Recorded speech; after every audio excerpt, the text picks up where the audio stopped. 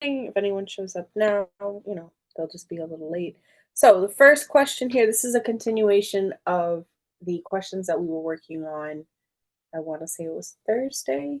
Um, so here we have question 13 says sketch the graph of f of x is equal to 3, absolute value of negative 3x plus 4 minus 3. So I want to go ahead and start going through my order of what's happening. So first of all, I can eliminate one option. Which option can I get rid of right off the bat?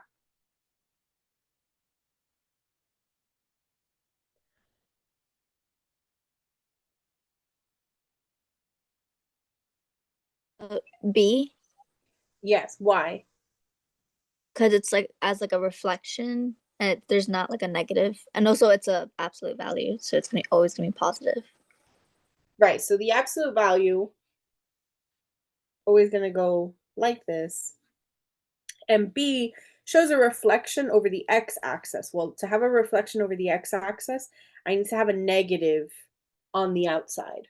So B is not one of my answer choices. So now I'm looking at A, C, or D. So now I want to go ahead and figure out other transformations that's happening, right? So first of all, I'm going to ignore the negative that's here for now, okay? And I'm going to look at the ones that I know are easy to identify, right? Because the 3 stretch or shrink is going to be kind of not fun to work with. So what's going to happen is I'm going to look at the +4 and the -3. So +4 means I'm moving in which direction?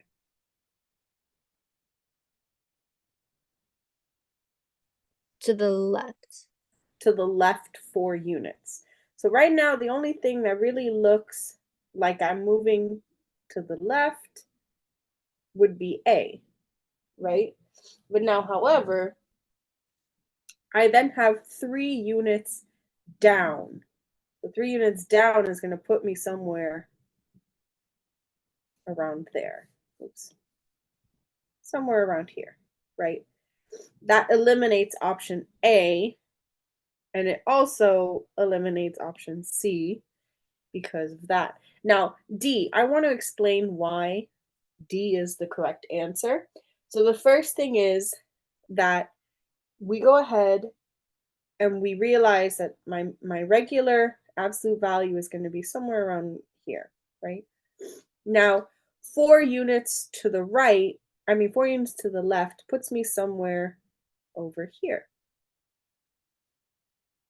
right? Now, the key is that this negative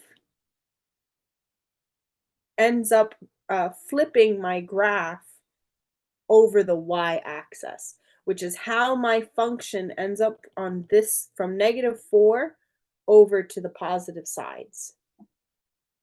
Okay. And then I have the down 3, which I move down 3. And then obviously the 3 creates that shrink, right? So D is the correct answer to go with. I feel like I needed to explain D because of that reflection over the y-axis. So that one, a reflection over the y-axis is very difficult to see on a parabola or an absolute value function if there's no other transformations happening because of the fact that they're the same, right? On both sides, they're the same. They're symmetrical. So if I flipped it over the y-axis, it would just look exactly the same. But in this case, those transformations cause it to look different. Okay? Any questions on number 13? No. Okay. So now question number 14.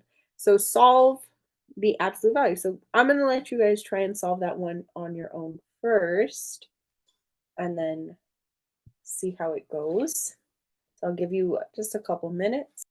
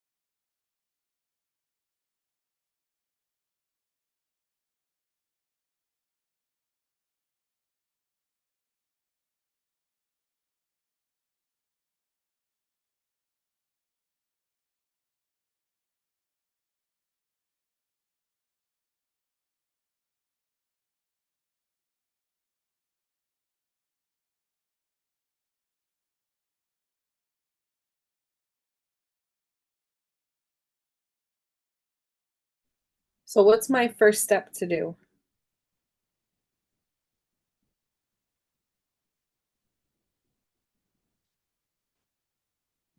Well, you could move the -8 over, right? Not move it over. What's the operation I have to do? Well, you do -8 divided by 8, right? Yeah. I don't Well, move that's it. I just get rid of it. oh well. Yeah, I just do it differently, but I meant the same thing. And then that gives me what on the other side? 10.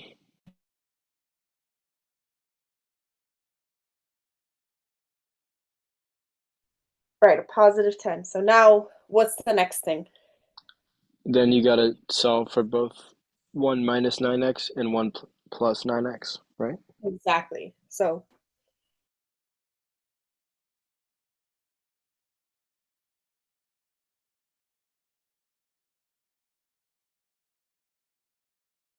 or you can also write it as 1 minus 9x and then flip the sign and then have it negative 10. It would end up being the same thing. So when you solve it,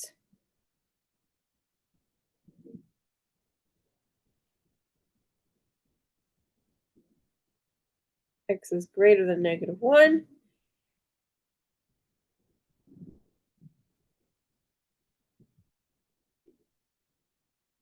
And now here it's going to get kind of annoying because your sign is going to flip again, actually. Oh, no, it's not going to flip again. No, that's right, because I'm not moving now. So it's going to just stay as that same direction. Are those the two answers we got? Yep. Okay. So then now I need to figure out which one works. Well, I have two different things. So what is the answer to my problem? Well, you can go ahead and rule out D because that's solving for x, not solving for the equation. But didn't I do that? First of all, I can rule out A and B because I have no idea where they got 33 over 8 and 37 over 8 and 74 over 7 and negative 8. Then wouldn't it be C? So it's not C because C is not giving the Okay, wait. Wait, I'm confused. In that problem, are they asking for what are the possible solutions of the equation, or are they asking just for x? So they're asking for the solution set. So 11 over 9 Oh, so it would be D. would be D, right? Because 11 over 9 is just a little Oh, bit that's more pretty than vague. 9. But essentially, the reason why it's D is because remember, if I use my little tail trick, my x values have to be greater than negative 1, but less than 11 over 9. Okay, I get So, that. yeah, so because the solution set is in this range, that's why. If the signs were different, if I had them going in opposite directions, then yeah, I would have the values going from negative infinity to negative 1 and from 11 over 9 to infinity.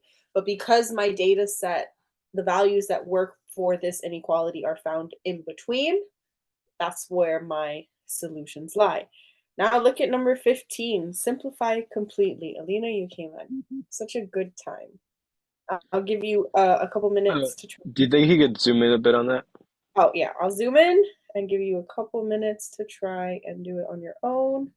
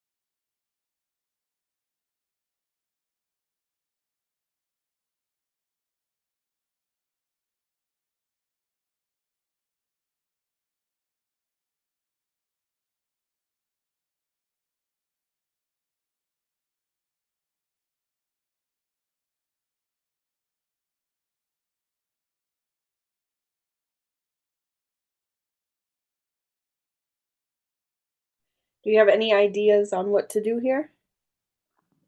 Well, the first thing I'm doing is multiplying the top the numerator, whatever's in the numerator, by 4, so that way I can get rid of the denominator. Well, the Mm, smaller denominators or whatever. right track, but there's a better Ah, one to do. So I'm actually gonna rewrite it here because it is very, very small in the picture. Could you do something with the x minus 2 in the numerator and denominator? Like of the top two? Like x minus 2 over 4 and then Oh, the x over the x minus 2? like you're saying, can I simplify across? Yeah. I can't because it's subtraction. Okay. So that's like the obnoxious part. So Zach is on the right track with trying to get rid of the denominators, right? Because that's obviously very ugly in this entire problem. But what I want to do is I want to actually multiply both the numerator and the denominator by the least common multiple, which the least common multiple of all three of these is going to be 16 times x minus 2. I'm basically looking for something that will go into all three denominators, right? 4 goes into 16, 16 goes I into see. 16, and then the x minus 2. So if I were to multiply the numerator and the denominator by what's going on here, I would end up with, so first of all, my numerator is going to look a little bit messy, but what's going to happen is my 4 is going to be gone, and that's going to leave me with, okay, I need to rewrite it because I think I'll confuse myself if I don't do it this way.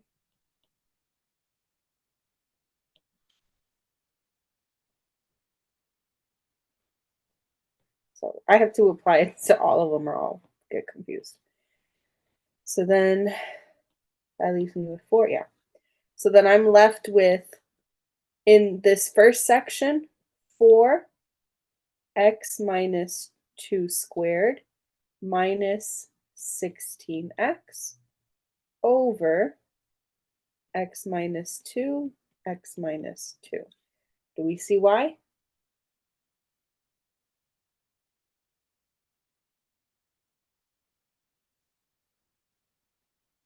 Do we see what happened? Yes, maybe? Yes. Okay. Yes. Okay, so now I can go ahead and simplify further. So basically what I'm going to do is I'm going to FOIL the x minus 2, which is going to be, what, x squared minus 2x plus 4.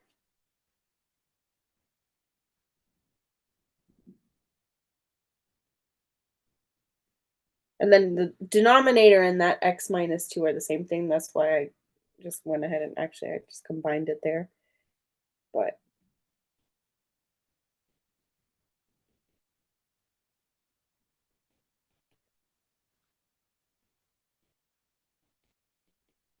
and then I have to distribute my 4.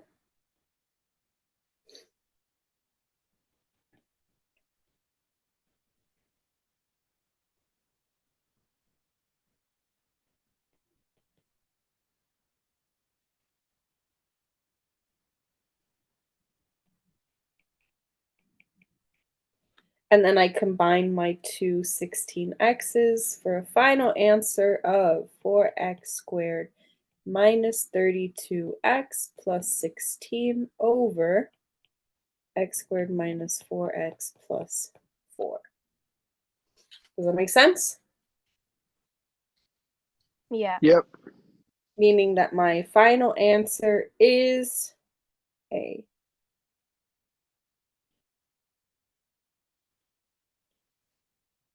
So we are all good with these questions? Yes. Okay. Number 16, look, another one. Simplify completely. Okay, so what do I want to do here? Well, first of all, I'm adding or subtracting my fractions, meaning they have to have the common denominator. But now, if they don't have anything in common, what do I have to multiply both sides by?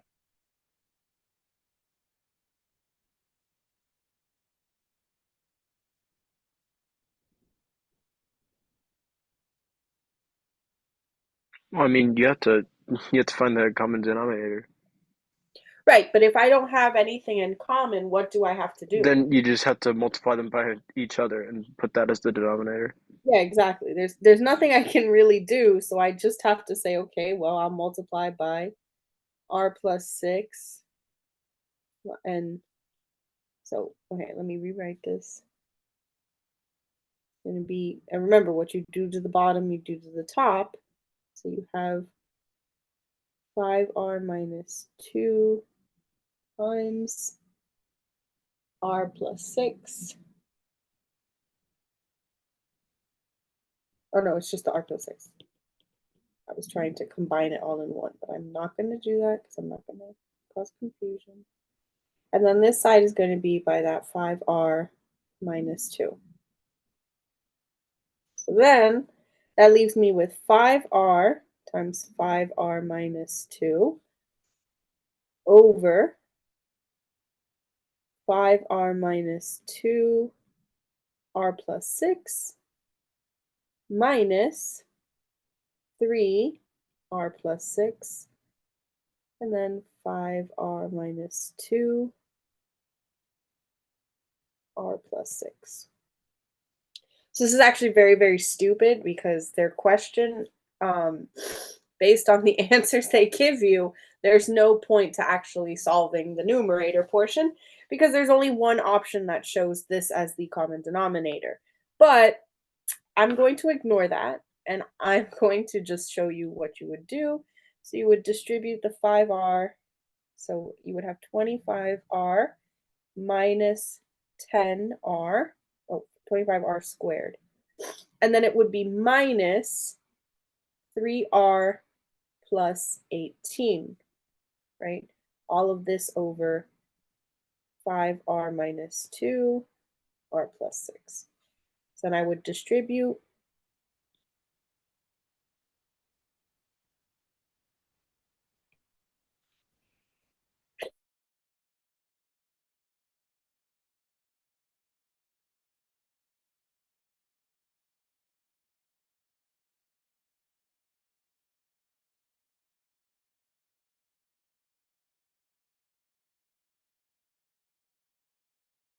and then I'm combining my like terms.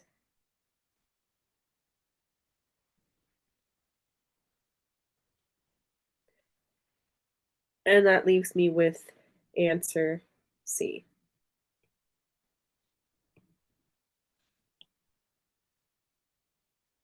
So we're good with that. Yep. Yeah. If you do need a refresher on adding, subtracting, multiplying, and dividing rational expressions, I do actually have YouTube videos on the channel already, because this is something you did in Algebra 2, and I know that some of us are not very confident in our Algebra 2 skills. So there is a video on YouTube, on my channel, that has how to solve the rational operations. So moving on. So now we're entering the calculator portion. So this test does have a little calculator portion and a non-calculator portion. Obviously, it's much smaller, right? This diagnostic test that we're reviewing, which again covers all units, which so far it hasn't been that bad. But this exam is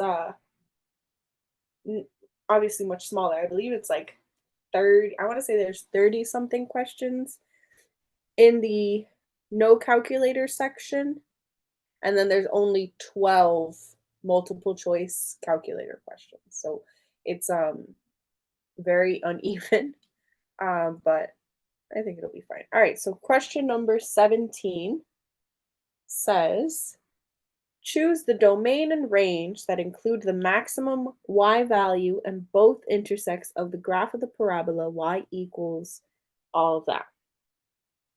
So first thing you want to do is graph in your graphing calculator. So this is going to be a little bit challenging, these graphing questions, just because of the fact that I don't have the graphing calculator software installed. And I don't think that I can get that on here because I've already have it on my Promethean at work. Let me see if I can find something that could help.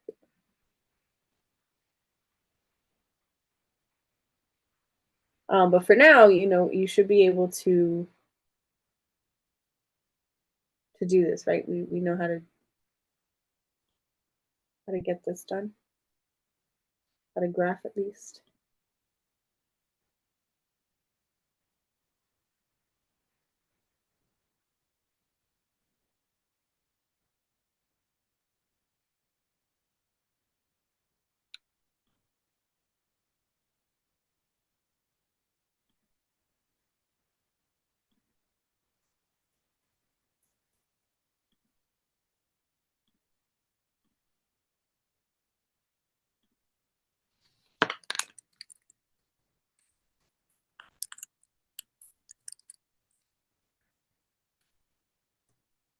So graph it and try to solve the problem and then see if we can do that while I try to get, I don't know if this will work, but we shall see.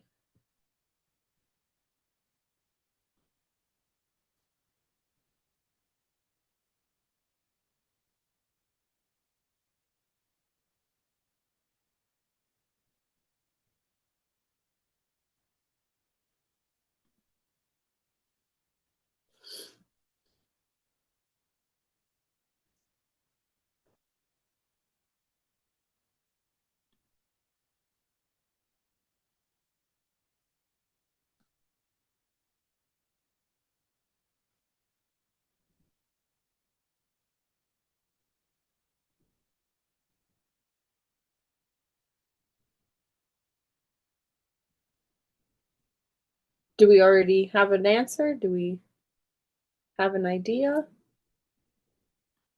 Yeah, I'm gonna need a little help here. Okay, well, So to I already graphed it out of my calculator, uh-huh. and I went to the calc. That's right? So you were seeing choose a domain range that include maximum y value. Oh, so this is actually telling you where you need, it's basically asking you how to make your window. Like what's the window you'd need to use? Yeah, because I graphed it and I can't see it. Yeah, so you have to kind of play around. So conveniently they give you some ranges. So try adjusting the window. So is the first one like the X min, like the -20 on A? Like what do you input? So, okay, so you'd want to Do go you to just your window. Uh-huh. So first of all, we know that here I have my plus 17. That's my y-intercept, right? Yeah. So I know I need to fit that 17 in.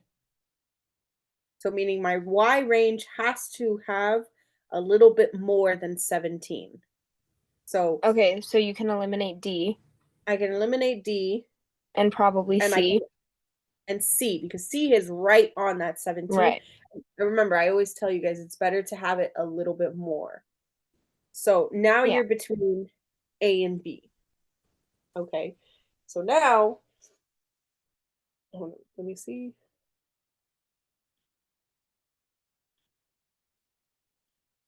I'm trying to install the software to see if it would work.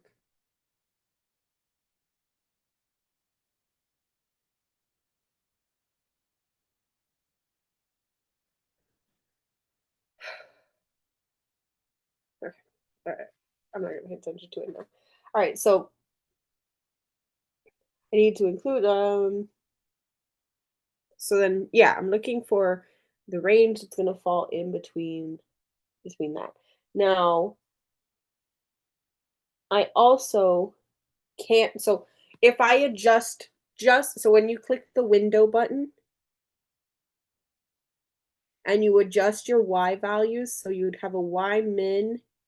You can pick either B or A to try first. That's up to you entirely. But you'd pick your Y min and you'd pick your Y max and you'd set that to 20, and then your scale can be whichever you prefer. If you wanted to do fives, you can do it by fives. That's fine. Makes it just a little bit easier. And then you can leave your X window. So your X min, X max,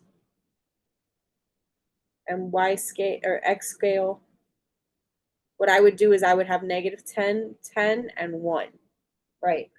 So when you do that, what do you see?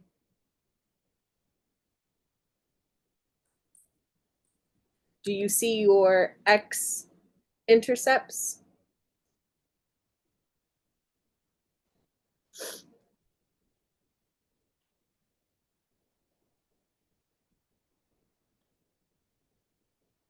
I think I did something wrong because it's showing like error. Uh-oh. Same here. Oh my gosh. Oh my gosh. Let me see. Like I'm trying to find something so that I can do this on the calculator. At least something that looks Oh, similar. it's because you have to put the Y min at -20, not 20. No, your Y min should be 0 or -5. Your max should be 20. I have my Y min What? at -5 and it didn't give me an error. So I think it Yeah, needs to be -5. did it give you an Well, error what is at it 0? asking us to input? Like, what do we know what to input For what? for it to get the answer? Like, what are the answer choices? Is that what we input? Because So how we're are we going to looking get? so you're looking for a window that's going to let you see your X intercepts and the maximum Y value that you have. So what you're doing is you're trying to figure that out. So right now we're looking at I got it. Yeah, I got it now. we got it. We're looking at okay, I have something here. Let me see. Oh no, that's not gonna work. Oh, this is gonna be terrible. Okay. Oh. All right, let me see. Right, okay. So I'm gonna switch out of this window for a second. And I am going to Alina, if that is your guess for this one, then yes. Let me see. I'm gonna screen share.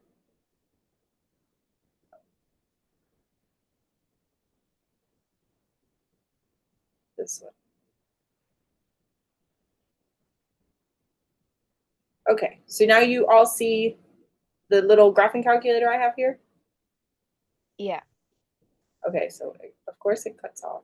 So here I'm gonna write in the function. So I had negative 110 x squared minus 0.4 x plus 17. So then if I looked at my window, I'm at the default, right? So when I graphed it, I only see that weird little section.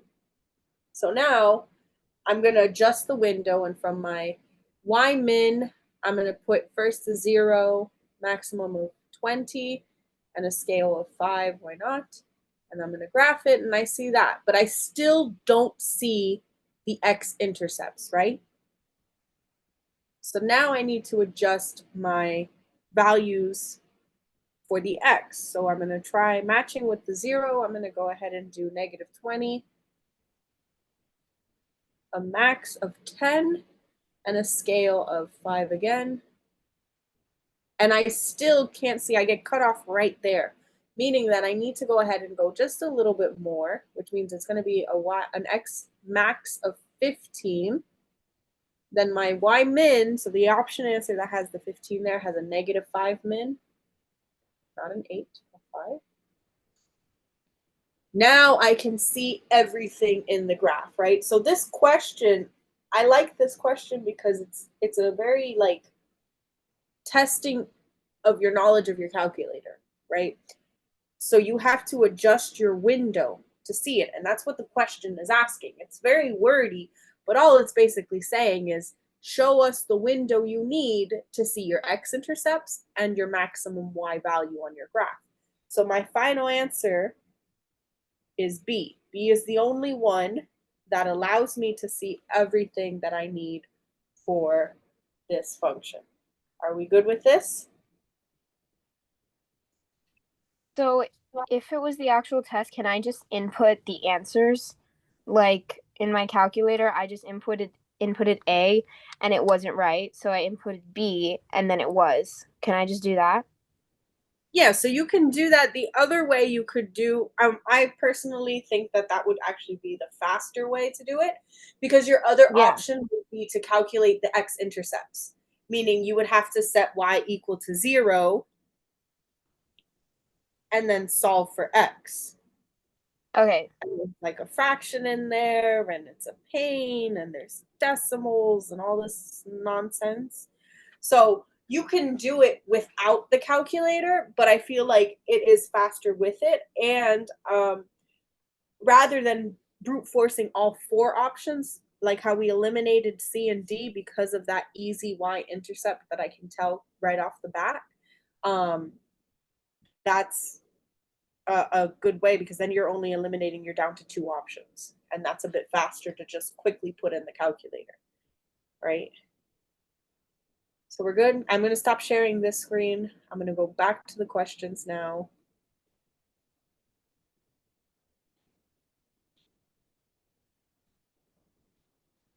Because we do have more to do. So number 18, let me clear up just a little bit. Number 18 says, which expression is equivalent to 2x3 to the x plus 4 power over 5 plus 6 over x. Wow, that's a fun problem right there. So what do I want to do?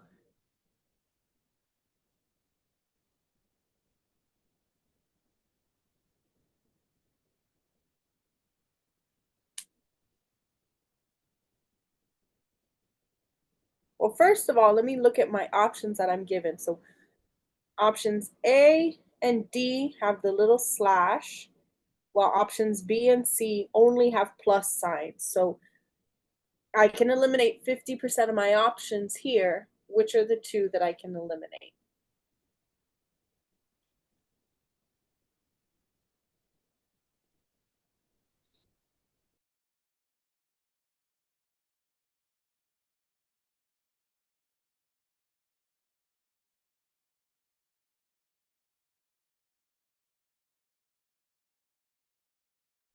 Well, doesn't division correlate with subtraction? So it does correlate with subtraction, but Wes, you said it right at the beginning, division. This is a division problem, right? Right. So no, It's oh wait, I got the answer, but you Yeah. want me to say it? what? Oh, we haven't gotten there yet. We haven't gotten there All yet. right, sorry. So, but I like this question too. Now that I look at this question, this is basically asking you, how would you plug this into your calculator? How would you plug this function into Yeah, your that's what calculator. that's what I was thinking. That's actually really good. I like that a lot.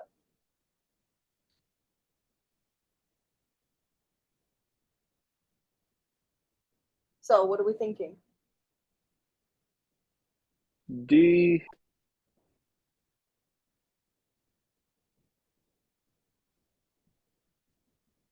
Thinking D. or A, either one. They're very, very similar, right?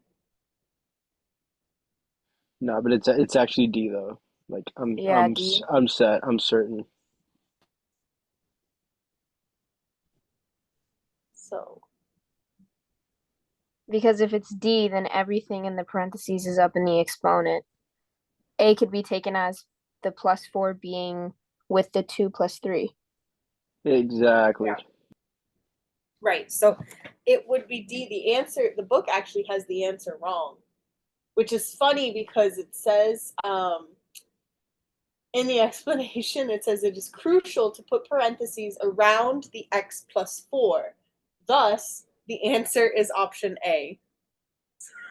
So I think they messed up there. That's embarrassing.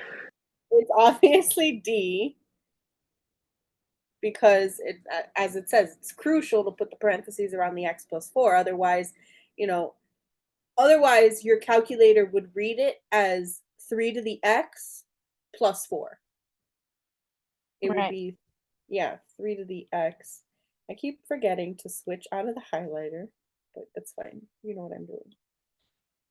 So that's why D is the option. Now, number 19. This one is not as fun as the first two. It says a vehicle traveled a total of 180 miles in 1.5 hours. During the first 0.6 hours of the trip, the vehicle traveled at a constant speed of 70 miles per hour. What is the speed of the vehicle while it traveled the remaining distance? So, what do we want? What are we thinking here? Okay, So, so what you gotta do uh-huh. is you gotta take the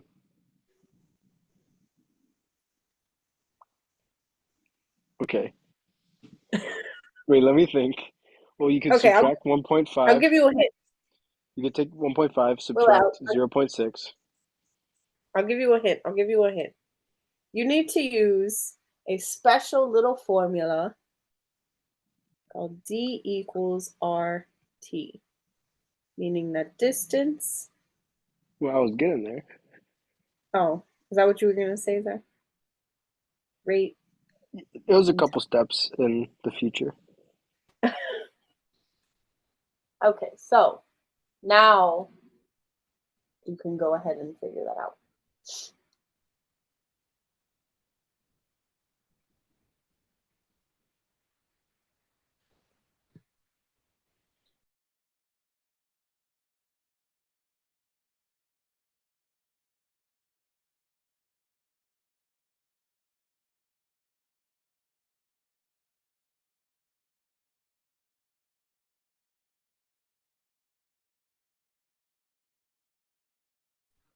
So, first thing we want to note is that we really only know the 0.6 and the speed for that.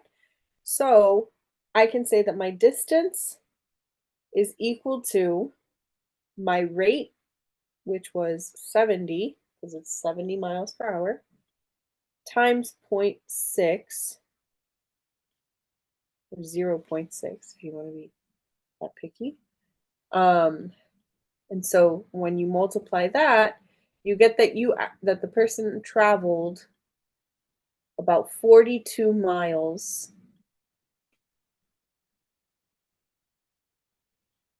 during that time, right? So that means that of those 80 miles, 42 of them were done with this speed, meaning that the 38 is done with the rest, right? So since the entire trip took 1.5 hours, well, I know that the first 0.6 was going at that specific speed, right? So that means that the 0.9 is going to be going at the other speed.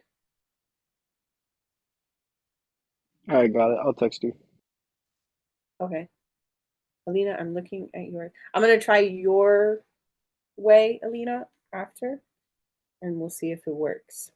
So we had the distance, which was 38 miles, equals, and yes, Zach, you were right, equals the rate, which we're looking for the speed, times 0.9. So I would divide 0.9 on both sides. And I would get that the rate is equal to 42.222, or B. Is that what you got, Alina, using your method?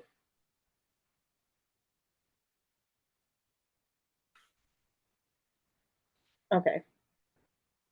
So Alina says that you can also use that 80 is equal to 0.6 times 70, which is basically the first part of my distance that I did first, and then add it to the 0.9 times the speed. So basically what's happening is using the distance equals rate time function and combining it for like your totals, right? So your total distance was 80. Then you had one section where you went a certain miles per hour at this speed. And then you have another one going at a different speed, but when you add them all up together, the distance would still be 80. So it's basically combining the two together, and I would end up with 80 is equal to 42 plus 0.9x, and you'd get the same thing because you'd subtract 42.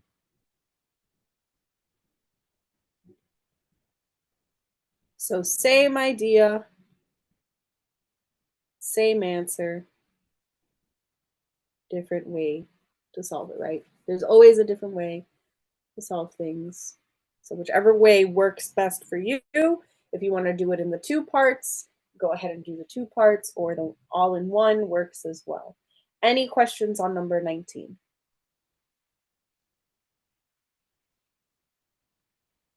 Okay. Number 20, use your calculator to help sketch the graph of x plus 4. So this is a piecewise function. You should have three different things going on here. Now notice that they give you the windows. So I'm going to switch back over to the graphing calculator that I had before. And I'm going to go ahead.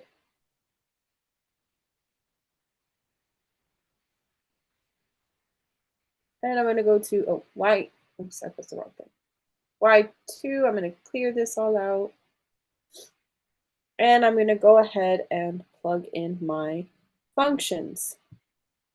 So I had an x plus 4. I had a negative 2 plus the square root of x. And then I have negative, for absolute value, I have to click math and then go to, where is it? Oh, here, abs. Math, num, abs. And then x right there. Now I'm going to go straight over to my window section, and I'm going to adjust it based on my answer choices that I'm given. So my x min was at a negative 8. My maximum was at an 8. And my scale went by 2s. And then my y min, negative 8. Max was 8. And again, scale by 2. Did we all get the window there? Yeah. Okay. So Yeah, now, got it. okay, now I'm going to look at my graph. So madness is happening, right? So now your graph doesn't adjust to the endpoints or the restrictions that are given in a piecewise function, right? You're just kind of given the graphs all together, and now you have to go through and figure out what's happening with what. So in the first one, I have that x plus 4. That's this blue line up here. And it is what's happening for x is less than 0. So first of all, a less than means that I'm going to have a what? A filled in circle or an empty circle?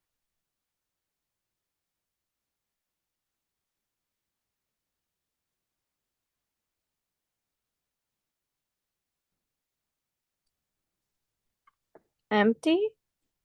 It's an empty circle, right? A less than is an empty circle. So what's going to happen is I'm going to have an empty circle. So if I had 0 here at 0 plus 4, that would give me an empty circle at 0. Did I stop sharing my screen or is it still sharing? We see the calculator. Okay, I can't tell. All right, so I would have an empty circle at 4. So that kind of eliminates everything else. So that's really disappointing. I'm going to switch back over to the question just because it got kicked off. So like it's at this point, it doesn't matter. That first option just kind of made everything. So, okay. So Kati, yes, Kati has the right answer. So as I was saying, is it still showing the calculator? Yeah.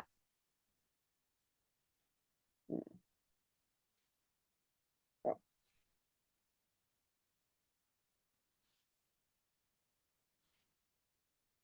Okay. So now I have the 4, the empty circle at 4, right? That's the only thing that's happening in A.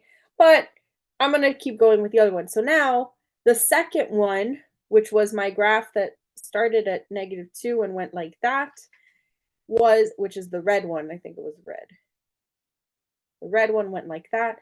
So it's telling me x has to be greater than or equal to 0, meaning that at 0, am I going to have an empty or a filled in circle? Filled in.